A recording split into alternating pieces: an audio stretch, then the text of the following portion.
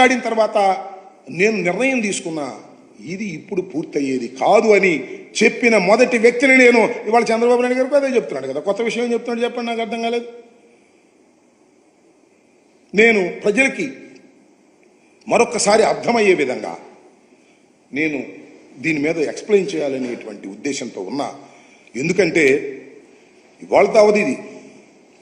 ప్రతి సోమవారం వెళ్తానంటున్నాడు. ప్రతి సోమవారం వెళ్తాం మా ప్రభుత్వాన్ని, జగన్మోహన్ రెడ్డి గారిని దూషించడమే పనిగా పెట్టుకోబోతున్నాడు నారా చంద్రబాబు నాయుడు గారు. కాబట్టి దీన్ని కూలంకుషంగా ప్రజలు అర్థం చేసుకోవాలి. ఇంతకు ముందు చెప్పాను, మళ్ళా చెప్తాను. నేను మనస్ఫూర్తిగా చెప్తున్నాను, ఒక మానవుడిగా చెప్తున్నాను, ఒక పౌరుడిగా చెప్తున్నాను. జగన్మోహన్ రెడ్డి గారి తప్పిదం పోలవరంలో ఏ మాత్రం లేదు. నారా చంద్రబాబు నాయుడు గారి ప్రభుత్వం చేసిన తప్పిదాల వలనే పోలవరానికి ఈ దుస్థితి పట్టింది. 4 సంవత్సరాలకు అవుతుందా, 5 సంవత్సరాలకు అవుతుందా, చివరికి అపర మేధావినని చక్రం తిప్పానని చెప్పుకుంటున్నటువంటి నారా చంద్రబాబు నాయుడు గారు కూడా చెప్పలేని దుస్థితికి రావడానికి కారణం నారా చంద్రబాబు నాయుడు గారి ప్రభుత్వం చేసినటువంటి తప్పిదం తప్ప మరొకటి కాదు అని ఈ సందర్భంగా నేను మనవి చేస్తున్నాను. ఒక్క 4 నిమిషాలు మీరు ఓపిక పడితే ప్రజలకు అర్థమయ్యే విధంగా నేను చెప్పేటటువంటి ప్రయత్నం చేస్తానని కూడా ఈ సందర్భంగా నేను మనవి చేస్తున్నాను. ఇది నేను ఇందాక చెప్పినట్టుగా పోలవరం, గోదావరి నది మీద ఉన్నటువంటి Polavaram is a peculiar situation. దాన్ని అన్ని నదుల మీద కట్టినట్టుగా ఇక్కడ ప్రాజెక్ట్ కట్టలేదు. నదిని డైవర్ట్ చేశారు. దాన్ని మీకు ఎక్స్ప్లెయిన్ చేస్తాను. ఫర్ ఎగ్జాంపుల్, ఇది నది ఇక్కడ నుంచి ప్రవహిస్తుంది, గోదావరి నది. సహజంగా ఏం చేస్తారంటే నదికి ఇలా కట్టేస్తారు. ఇది డ్యామ్, ఇందేమో ఎర్తకం రాక్ ఫిల్లింగ్ డ్యామ్, ఇదేమో స్పిల్వే. ఇది జనరల్గా నాగార్జున సాగర్, శ్రీశైలం, ఇంకా అనేకమైనటువంటి ఆల్మోస్ట్ చాలా ప్రాజెక్ట్స్ ఇలాగే కట్టారు. కానీ ఇక్కడ ఉన్నటువంటి పరిస్థితి ఏంటంటే ఇక్కడ ఈ నదిలో ఉన్న ప్రత్యేకత ఏమిటంటే భూభాగంలో కిందకి వెళితే ఎక్కడ కూడా అన్ని ఇసుక పొరలే తప్ప, చాలా దూరం వరకు ఇసుక పొరలే ఉన్నాయి.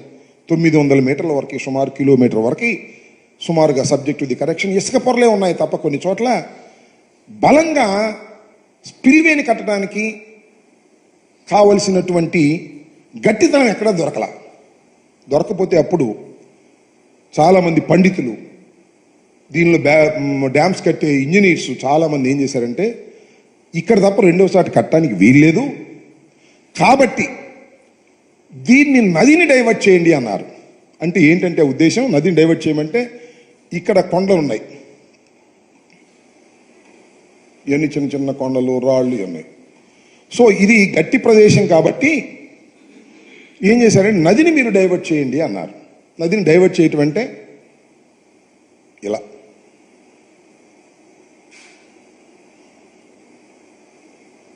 ఇలా వస్తుంది నది. అంటే నది ఇటు నుంచి ఇలా ప్రవహించి ఇలా వచ్చి మళ్ళీ ఇక్కడ కలిసిపోద్ది. ఇక్కడ గమనించాల్సింది ఏంటంటే ఇక్కడ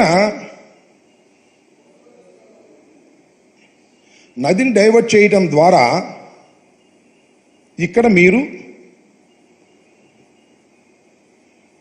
స్పిల్వేని కట్టమన్నారు. ఇది ఇక్కడ ఏం చేశారంటే అప్పుడు